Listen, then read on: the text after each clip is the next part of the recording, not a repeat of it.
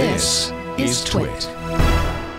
We've had some fun talking several times about how IoT devices are, in some cases, I guess ratting out would be the expression, their owners or their users. We had that case where there was some strange death in a hot tub, and the owner of the house claimed to have no knowledge of what was going on, yet his IoT-enabled water meter showed some huge amount of water consumed between 2 and 3 a.m., presumably to wash the blood away. And so as a consequence of that, and of course, and we've also talked in terms of like, law enforcement wanting to get subpoenas for anything that the Amazon Echo device may have overheard and so forth. Well, we have another one. This one is wild. It is so bizarre.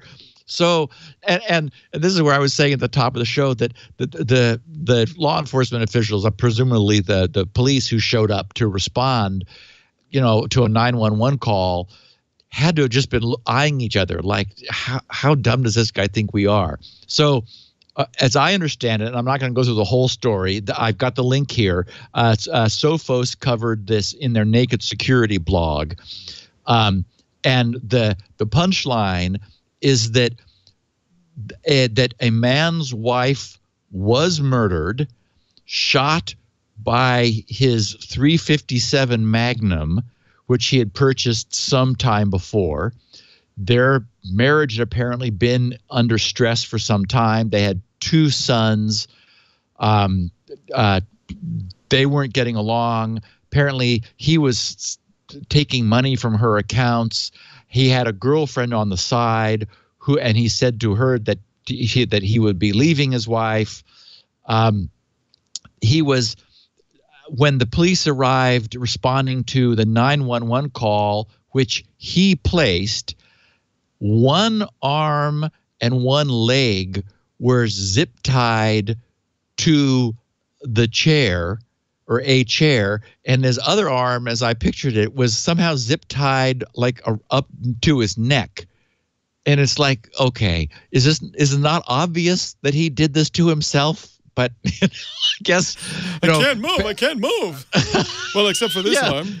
And his leg. And he tells a story about a large 6'2" hooded camo wearing intruder who was the perp behind all of this skullduggery.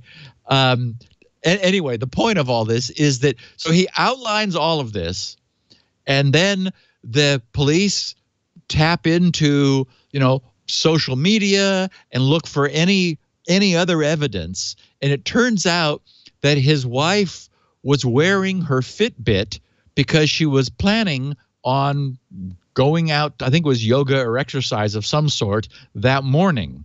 And so it, of course, recorded, as the Fitbit does, all of her movements. And the time-stamped record that they were able to recover contradicted the husband's version of events by more than an hour. Like there was a complete disparity in the timeline. So anyway, yes, I guess people attempting to perpetrate crimes are going to have to be very careful about what IoT devices, whether they're, baby monitors or Fitbits or anything, which is monitoring the environment. Not as easy as it once was to get away with stuff. No, and there's cameras everywhere, and golly, it's just a lot harder than it used to be.